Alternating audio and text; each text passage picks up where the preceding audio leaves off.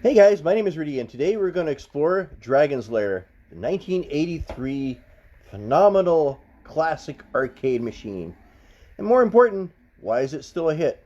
So there's been a lot of discussion on Glenn's Retro Show group on Facebook, just to see what the issues are. Why is this so popular?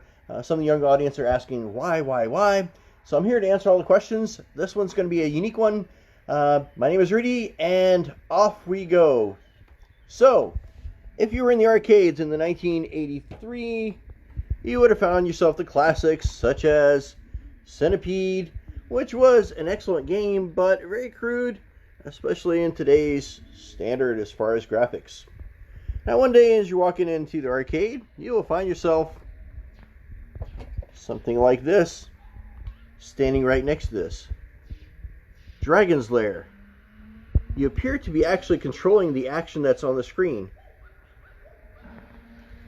So today we're going to be talking about why is this still a big phenomenon in 2020? The wow factor, the story, how did it work, the meaning, and the settings. Let's get started. So, if you're in the arcades, walking around, you'd find this little one-armed bandit. This game was 50 cents, and it would always have a huge crowd around it. What made this different, and of course back in the day you couldn't really Google this to figure out how and why this actually worked, we're going to explore that first.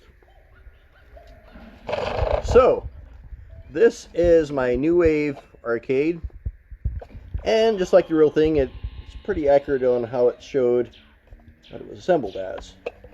So back here was a little drawer. My drawer right now is empty. But this drawer contained a Pioneer laser disc. Those of you guys that don't know, a laser disc was the predecessor to the DVDs. It featured a very large disc, about the size of a full-blown record album at the time. And what the arcade owner would do is they would open up this tray. You set mine down to scale, but it really demonstrates what this would look like. So they would stick it in. This would reside in the box.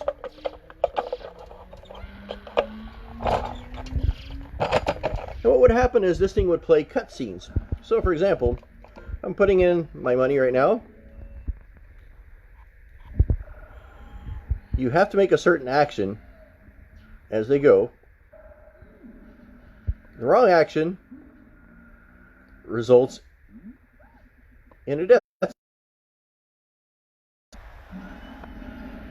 The correct action lets you continue. This is an extremely hard game, very frustrating, and the gameplay for the 50 cents was extremely short. This right here is the New Wave, and from what I hear, that Arcade 1-Up, the guys who are making the larger version of this, is actually looking at doing this too. Now, this has been one of the most successful products for New Wave, and the reason why is simple. People really caught on to the retro train. This one here is very well built. In the back here, it's got a USB and everything else, even a power switch, volume knob. So, we're going to go over some of how this works. First off, to get this thing, to get to the settings on this one, you'd press the two coin buttons at the same time.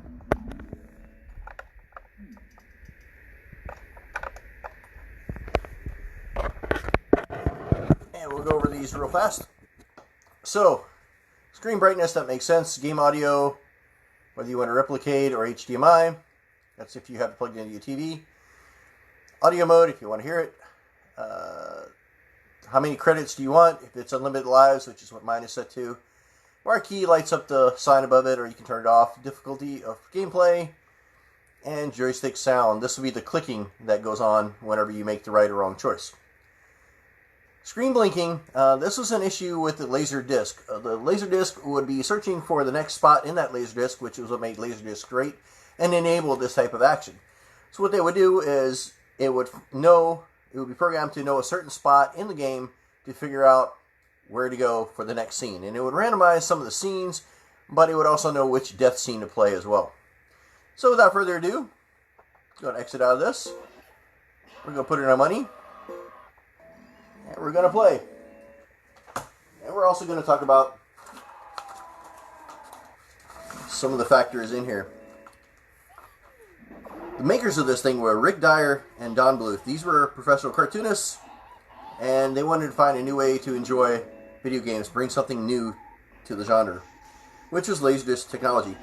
This started out with the Dragon Lair trilogy, which was Dragon Lair, Dragon Lair 2, Space Ace, Space Ace 2. And then the main story was you had to rescue Princess Daphne from the evil dragon Singe.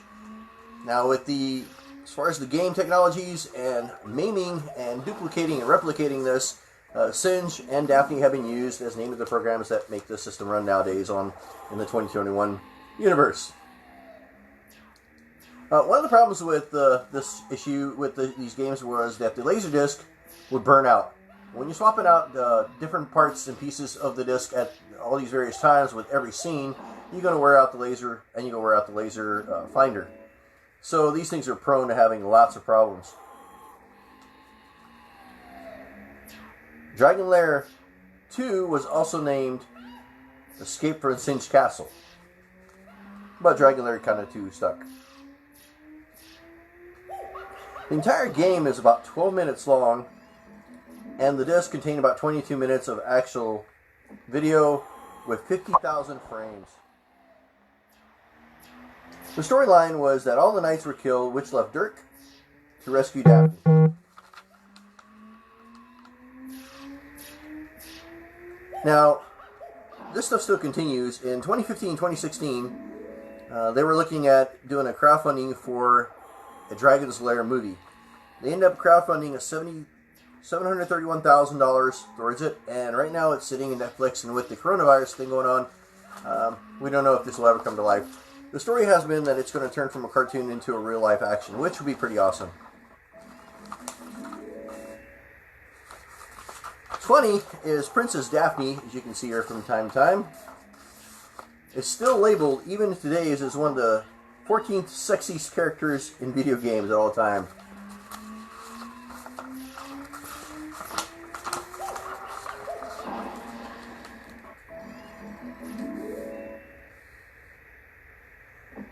Now, Laserdisc and laser players were the first non-linear random access video, so you could jump from scene to scene. Choose your own adventure. It works kind of sort of like your Choose Your Adventure books. For this choice, turn to page 43. For this choice, turn to page 22. You decide the action. The Laserdisc was linked to a processor which knew which of the sections of the video to go to, and it would jump from scene to scene, thus eventually burning out the Laserdisc player. Now this led to awesome games like Night Trap and other reality games in 1995, but around 1995 they started getting better with 3D graphics. So those are the graphics that we see today, and I guess that's the biggest thing as far as people wondering, or younger people trying to figure out why is this thing so popular when it's an extremely hard game, very difficult, and it's not that great when you compare it to today's PlayStation and all the other game systems that are out there now. But this was really ahead of its time. Last thing I want to kind of go over real quick is Dragon Lair arcade machine. Kind of look like this. Full blown. Dragon's Lair crowdfunding from New Wave. You got all this stuff in here, and that was something I was part of, and I really, really enjoyed it. And it's an awesome machine to get to my deal. Now, on eBay, these machines are going at insane prices. We're looking at like $700 for something like this, which makes no sense whatsoever. If you can get your hands on the real machine, that's even more.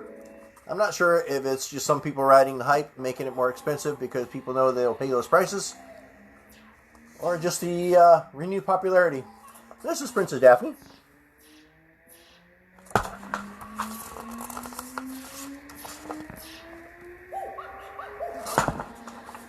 And a picture of the original laser disc.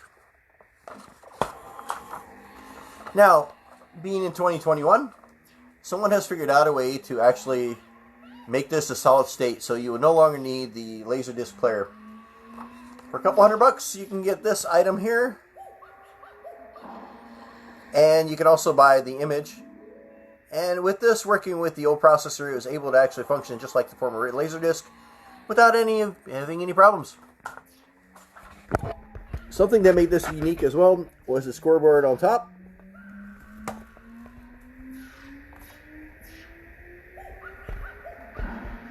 And now, the fact that New Wave Toys ran out of these, and Arcade 1-Up is looking at doing one, just shows the popularity of this item, even after all these years. Guys, have any questions? Let me know. Until next time.